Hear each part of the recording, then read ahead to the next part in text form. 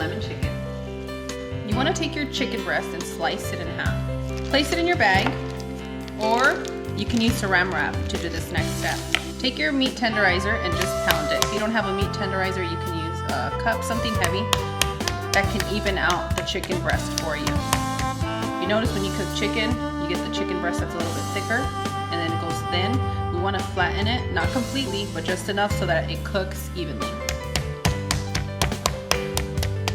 For those of you that have sensitivity to the way chicken smells, you don't want to skip this step. In this bowl, I have some baking soda, and what this is going to do is going to help eliminate that smell that you're sensitive to, and it's also going to help keep our chicken nice and tender. So this is where you want to use either, your plastic container or a Ziploc bag will work, and you just want to mix it around, okay? Once you've coated the chicken with the baking soda, you want to let this set here for about 10 to 15 minutes. Next, you want to rinse your chicken thoroughly. Place your chicken on a paper towel and pat dry. Inquiring minds want to know if the chicken's going to taste like paper towels with this stuff. No, it's not. I don't think so. I thought you were going to say, did you wash your sink with soap and disinfect it? Yes, I encourage you guys that after you wash your chicken, that you disinfect your sink. That's very important, amigos. Take your favorite mixing bowl and add all-purpose flour, cornstarch. If you don't have cornstarch, you can use potato starch, garlic powder, salt. Combine your ingredients. Add your chicken, and you just want to make sure that we're coating our chicken completely. So you've coated your chicken, shake it off, and this recipe is good for about 4 chicken breasts. You'll need some olive oil, butter, lemon juice, cilantro, onion, garlic, black pepper, Mexican oregano, chicken bouillon, and some water. Set your pan on a medium heat and add your olive oil, your butter. Make sure you place the butter right on top of your olive oil. You want to prevent that butter from burning. Place your coated chicken in your pan.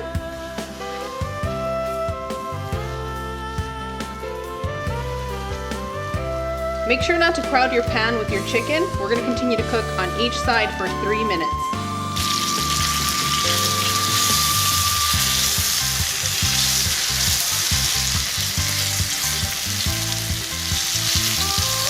Flip your chicken.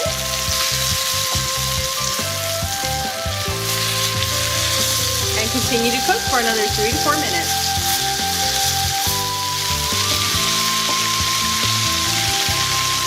Once you've seared your chicken, go ahead and take your pieces out.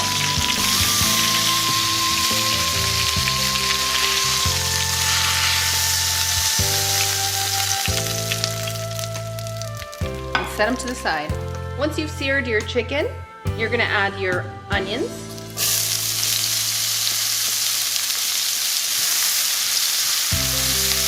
Oh, I love onions so much. Oh, it smells so good. Ay, Dios mío. I love when you use lemon in your recipes. You know how to use them to perfection. Oh, thank you. My favorite. We're going to continue to cook our onions for about 1.5 minutes, okay? If we add our garlic right now, we're just going to end up achieving a burn, and that's not what we want. We want to be able to taste the delicious flavors of our garlic, our onion. Ooh, it's going to be magical, amigos. Hang tight. Oh, God. As soon as the onions hit the pan, I knew it was going to be magic. Make sure to engage with your food and bring in the aroma. It smells so good. It smells like those onion packets, those gravy onion packets. So good.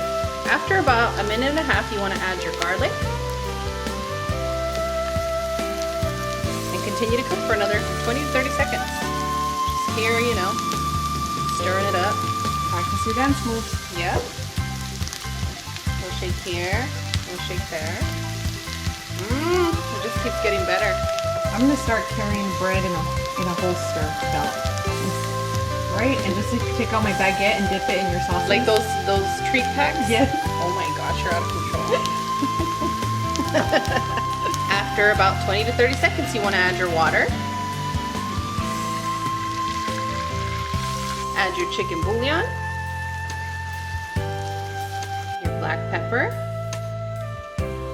add your lemon juice, and for those of you that are feeling a little bit extra, you can splash a little bit of half and half heavy cream at this moment, give you more of a creamy flavor. Stir all your ingredients and continue to cook for another 3 to 4 minutes. Next, what you want to do is you want to put your burner on a low heat, and you want to get your Mexican oregano and make sure to crumble it well with the tips of your fingers, just like this.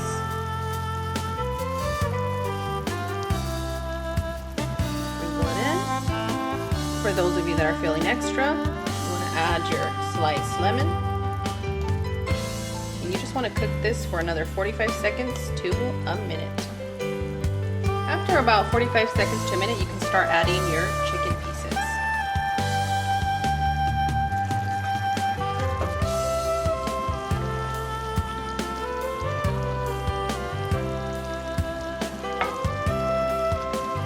Just make space in your pan however you can.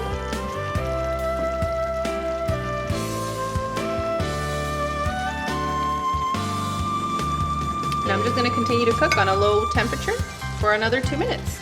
And while I'm doing that, I'm just going to come with a little spoon and pour over, because we don't want to flip this chicken again once we set it down. I mean, you can, but I don't. We're gonna do what you do. We're not flipping it.